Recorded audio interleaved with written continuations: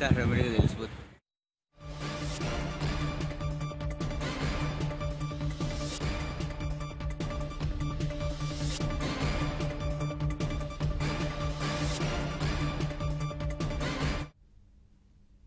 హైదరాబాద్ శివార్లలో కలకలం రేగింది. మైలార్దేవ్పల్లిలో ఐసిస్ సానుభూతి పరులు అని అనుమానిస్తున్న వారి ఇళ్లలో ఎన్ఐఏ అధికారులు సోదాలు చేస్తున్నారు.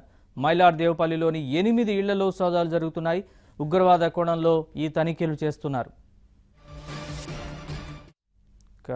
ఎన్ఐఏ సోదాలకు సంబంధించి మరింత సమాచారాన్ని మా క్రైమ్ బ్యూరో చీఫ్ సత్యనారాయణ చెప్తారు. సత్యనారాయణ, సోదాలు ఎప్పటి నుంచి జరుగుతున్నాయి? నరేష్, ఈ రోజు ఉదయం 8 గంటల నుంచి ఎన్ఐఏ అధికారులు మైలార్దేవులపల్లిలో సోదాలు ప్రారంభించారు.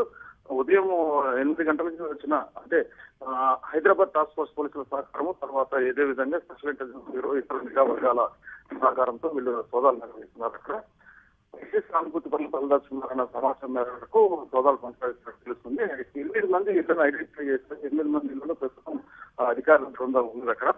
అయితే ఆ సోదాలు ఎందుకు జరుగుతున్నాయి ఏంటి అన్న దాని మీద పూర్తి స్థాయి క్లారిటీ లేదు. కానీ అయితే ఇటీవల ఇతర రాష్ట్రాల్లో వెళ్ళబడిన ఐసిస్ సానుభూతి పరుల వివరాలు, తర్వాత సోషల్ మీడియాలో వారు యాక్టివ్గా ఉన్న నేపథ్యం, వీటన్నిటిని పరిశీలనలో తీసుకుని సోదాలు కొనసాగిస్తున్నట్టు ప్రాథమిక సమాచారం అందుతుంది. నరేష్, సత్యనారాయణ, మొత్తం ఎంతమంది అంటే ఎన్ఐఏ బృందాలు ఎంతమంది సోదాలు చేస్తున్నారు? దీనికి సంబంధించి ఎవరెవరి ఇళ్లపై సోదాలు నిర్వహిస్తున్నారు?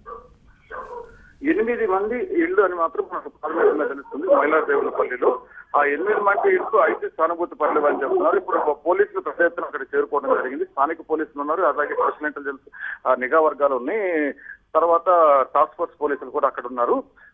జస్ట్ ఒక 1 అవర్ అవుతుంది సోదాలు అనేవి ప్రారంభమయ్యి. పూర్తిగా కూడా అధికారికంగా రెవెన్యూ అధికారులను కూడా వెంట పెట్టుకునే వాళ్ళు అక్కడ ఉండటం గమనార్హం. అది సో మరికొంతసేపు సోదాలు కొనసాగే అవకాశం ఉంది. క్లారిటీ అంటే ఐసిస్ సానుభూతి పరుల అంశం అన్నది ప్రాథమికంగా మనకు తెలుస్తుంది పోలీసు వర్గాల నుంచి. మరి నిజంగా అక్కడ సానుభూతి పరులు దొరికారా? గతంలో ఎందుకంటే మైలాదేవుల ప్రాంతంలో పలువురు సానుభూతి పరులను అరెస్ట్ చేయడం జరిగింది. వారి కౌన్సిలింగ్ కూడా ఇచ్చారు. అప్పుడు మరి వాళ్ళని ఏమన్నా మళ్ళీ రీకౌన్సిలింగ్ చేయబోతున్నారా? వాళ్ళు ఎవరైనా యాక్టివ్ అయ్యారా? కొన్ని సోషల్ మీడియా యాక్టివిటీస్ లో వాళ్ళ రోల్ ఏంటి అన్న విషయాలు తెలుసుకోవడం కోసం ప్రయత్నాలు జరుగుతున్నట్టు సమాచారం అందుతుంది. సత్యనారాయణ, మనం ఒక పక్క చూస్తే దేశంలో సార్వత్రిక ఎన్నికలు జరుగుతున్నాయి, అలాగే ఉగ్రవాదుల సంబంధించి కూడా కదలికలు ఉండొచ్చు అనే ఒక అనుమానం కూడా ఐబీ నుంచి సమాచారం అందుతుంది. ఈ నేపథ్యంలో హైదరాబాద్లో ఎన్ఐఏ తనిఖీలు ఎలా చూడాలి?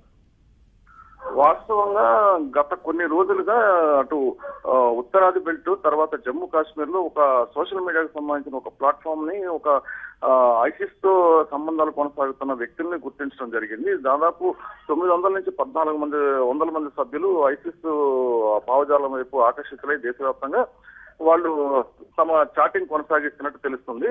గుర్తించిన నేపథ్యంలోనే ఆ 1,400 మందిలో ఐడీల ప్రకారం ఏ ఐడీస్ నుంచి చాటింగ్ జరిగింది, ఎవరు ఏంటి ఐడెంటిఫై చేసే క్రమం ఒకటి. గతంలో యాక్టివ్ రోల్ తీసుకున్న సోషల్ మీడియాలో ఉన్న వాళ్ళని ఐడెంటిఫై చేస్తున్నారు. వీటన్నిటి నేపథ్యంలో ప్రస్తుతం మనకు అందుతున్న సమాచారం ఏంటంటే కౌన్సిలింగ్ వరకే పరిమితం అయి ఉండొచ్చు. ఒకవేళ వాళ్ళ నిర్ధారణ అయితే మాత్రం దాదాపు చర్యలు ఉండే అవకాశాలు కూడా కనిపిస్తున్నాయి. Naresh, right, thanks for the update Satyanarayana.